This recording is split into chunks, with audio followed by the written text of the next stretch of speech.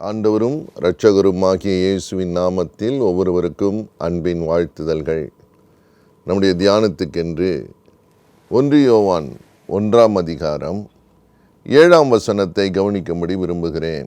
வேதம் சொல்லுகிறது, அவருடைய குமாரனாகிய இயேசு கிறிஸ்துவின் இரத்தம் சகல பாவங்களையும் நீக்கி நம்மை சுத்திகரிக்கும்.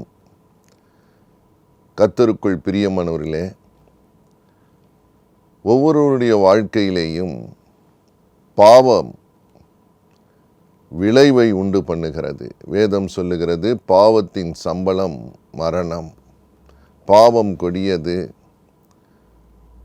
ஆனால் அந்த பாவத்துக்கு நிவாரணம் தேடி இந்த உலகத்தில் மனுஷர் அநேக பிரயாசப்படுகிறார்கள்.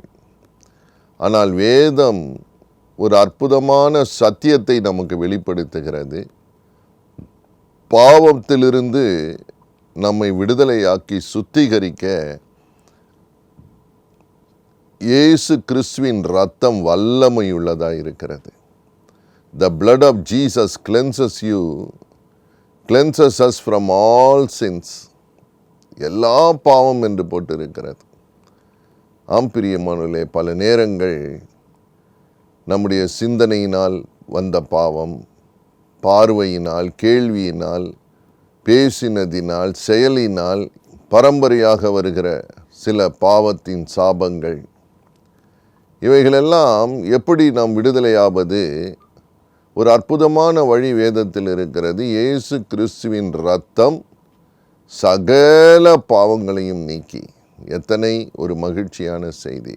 விசுவாசத்தோடே இயேசு கிறிஸ்து சிலுவையில் தொங்குகிற அந்த காட்சி ஒன்றை நிச்சயப்படுத்துகிறது. இயேசுவின் இரத்தம் நம்மை சுத்திகரிக்கும்.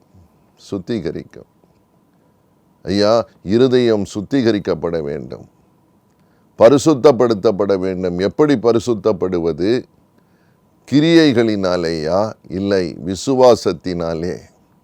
இயேசு எனக்காக சிலுவையிலே மரித்து தம்முடைய இரத்தத்தை சிந்தினார் என்று விசுவாசித்து அதை அறிக்கை செய்து, இயேசப்பா, என்னை உம்முடைய இரத்தத்தினால் கழுவும், என் இருதயத்திற்குள் வாரும் என்று கூப்பிடும் பொழுது இயேசு தமது இரத்தத்தின் வல்லமையினால் நம்மை சுத்திகரித்து பரிசுத்தப்படுத்துகிறார் என்று வேதம் சொல்லுகிறது. உண்மை. என் வாழ்க்கையிலே ஒரு நாள் இயேசுவுக்கு என்னை ஒப்பு கொடுத்த பொழுது தேவனுடைய அன்பு என்னை தொட்டது. தேவனை அறியாத ஒரு பின்னணியிலிருந்து இயேசுவை சொந்த இரட்சகராய் ஏற்றுக்கொள்ளுகிற அந்த நாள் என் வாழ்க்கையிலே என் பாவம் கழுவப்பட்ட, சுத்திகரிக்கப்பட என்னை ஒப்பு கொடுத்த முதல் நாள். இயேசுவின் இரத்தம் என்னை கழுவினது. ஒரு நாள் மட்டுமல்ல, இயேசு உள்ளே வந்த பிறகு அவ்வப்போது தினமும் நாம் இயேசுவின் இரத்தத்தினால் சுத்திகரிக்கப்பட அவர் நமக்கு கிருபை தருகிறார். பரிசுத்தமான ஒரு வாழ்க்கை, தேவனுக்கு பிரியமான வாழ்க்கை. பாவம் நிறைந்த வாழ்க்கை தேவனை விட்டு பிரிக்கிற ஒரு வாழ்க்கை. ஆகவே நாம் எதை தெரிந்து கொள்ளுவோம்? தேவனை விட்டு விலகி இருப்பது இருள், சாபம், அது வேதனையானது. நம்மை உண்டாக்கின கர்த்தரோடு இருப்பது தான் அல்லவா நமக்கு ஆசீர்வாதம். ஆகவே பரிசுத்தம் இல்லாமல் தேவனை தரிசிக்க முடியாது என்று வேதம் சொல்லுகிறது. பரிசுத்தம் ஆவதற்கு ஒரே வழி, இயேசுவின் இரத்தம் நம்மை கழுகிற போது நம்மை சுத்திகரிக்கும். பெரிய நல்ல செய்தி அதுதான். இன்றைக்கு நம்முடைய இருதயங்களை தாழ்த்தி நம்மை ஒப்பு கொடுக்கிற பொழுது நிச்சயமாக அவருக்கு ஏற்ற ஒரு பரிசுத்தமான ஒரு நினைவுகள், ஒரு வாழ்க்கையை கர்த்தர் நமக்கு தருவார். இது இயேசு கிறிஸ்துவின் இரத்தத்தினால் வருகிற ஆசீர்வாதம், மேன்மை. கர்த்தருக்கு மகிமை உண்டாகட்டும்.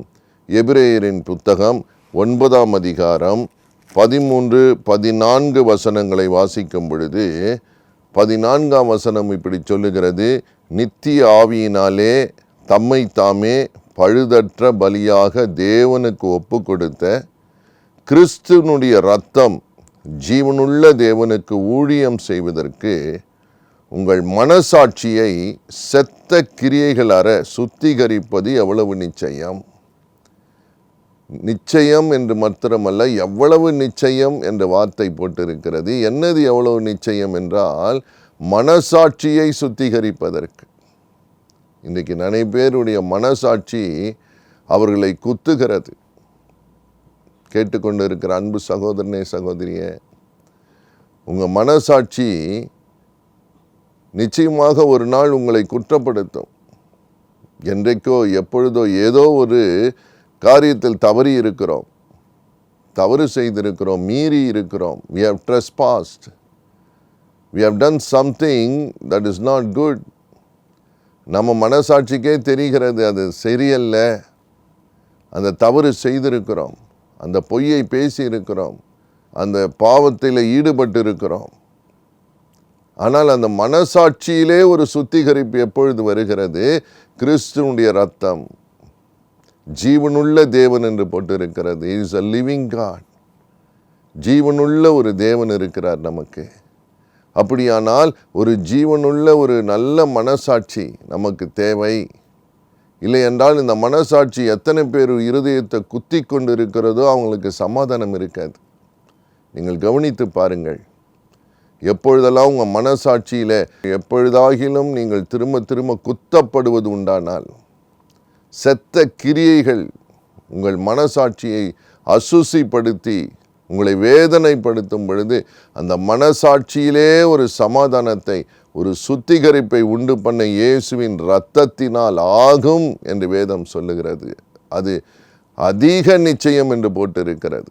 எவ்வளவு நிச்சயம் என்று போட்டிருக்கிறது. எவ்வளவு பெரிய பாக்கியம். இன்றைக்கு நிறைய பேர் ஏன் தற்கொலைக்கு ஓடுகிறார்கள்? ஏன் நிறைய பேர் சோர்ந்து போய் விடுகிறார்கள்?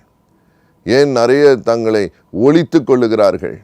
நீங்கள் கவனித்து பாருங்கள். ஒரே ஒரு காரியம், அவங்க மனசாட்சி அவர்களை குற்றப்படுத்துகிறது.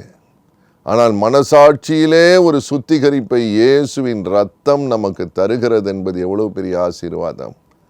பிரியமானவர்களே, சிறு வயதிலே தவறுகள் செய்து விடுகிறோம், பெரியவர்கள் ஆகும்போதும் தவறுகளை செய்து விடுகிறோம்.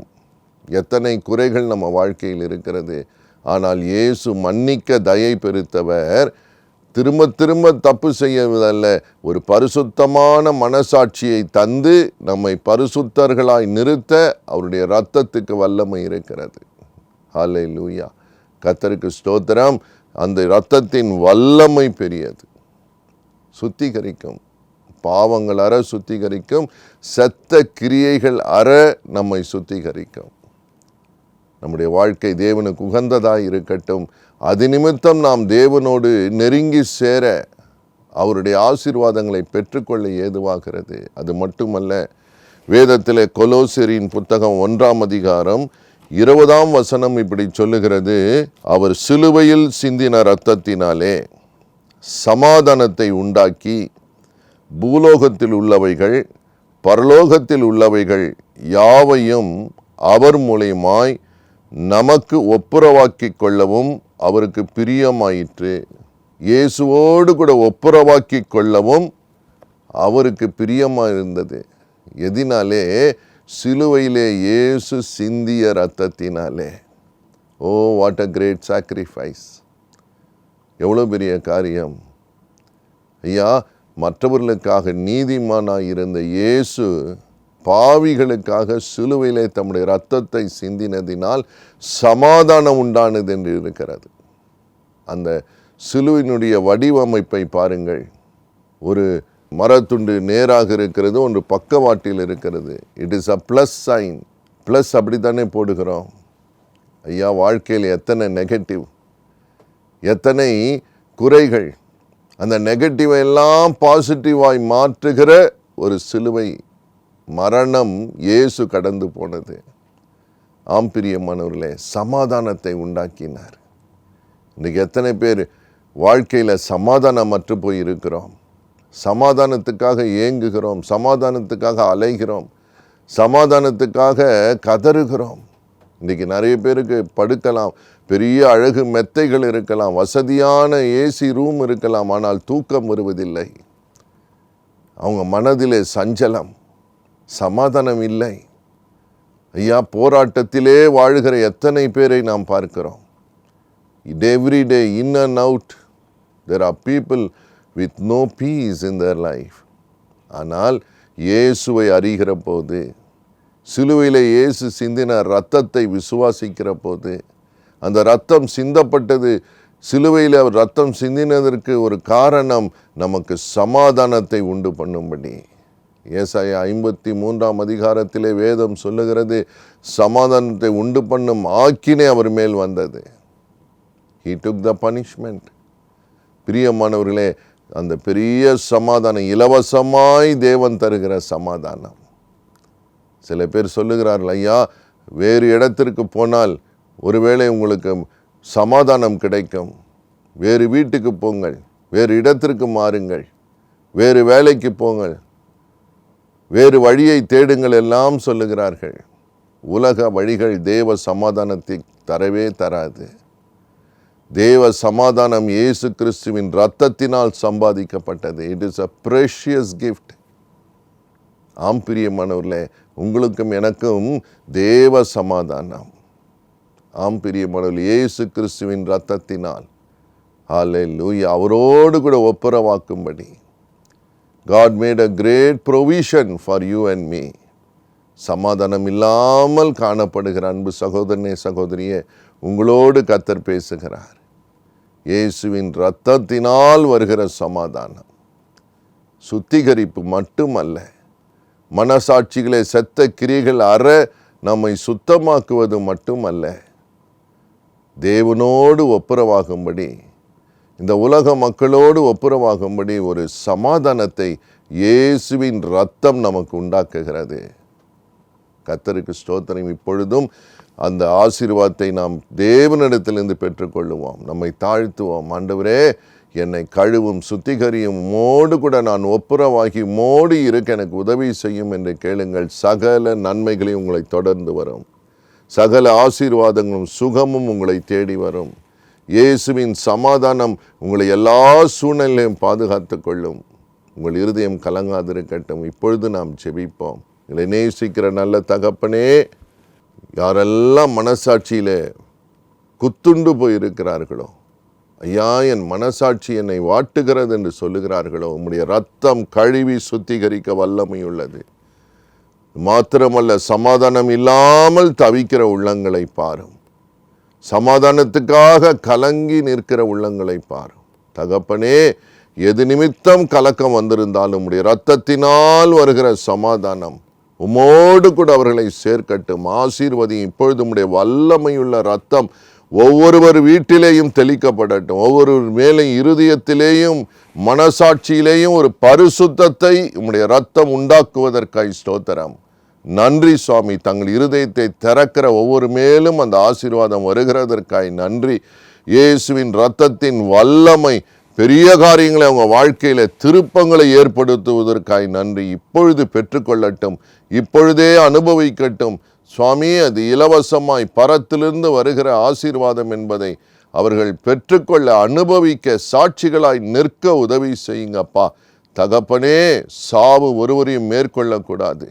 பாவத்தினால் வருகிற மரணம் அல்ல தகப்பனே, உம்முடைய சுத்திகரித்து ஆண்டவரே உம்முடைய பிள்ளையாய் வாழ்கிற ஒரு பாக்கியம் ஒவ்வொருவருக்கும் தாரும் சுவாமி. அணைத்து கொள்ளும், ஆசீர்வதியும், பெரிய காரியங்களை காண செய்யும். உம்முடைய இரத்தத்தின் வல்லமை இன்னதென்று ஒவ்வொருவரும் வாழ்க்கையில் அனுபவிக்க நீர் தருணங்களை தந்து கொண்டிருப்பதற்காய் ஸ்தோத்திரம். இயேசுவின் நாமத்தில் ஆசீர்வாதத்தை எடுத்துக்கொள்கிறோம் பிதாவே. ஆமேன், ஆமேன். God bless you.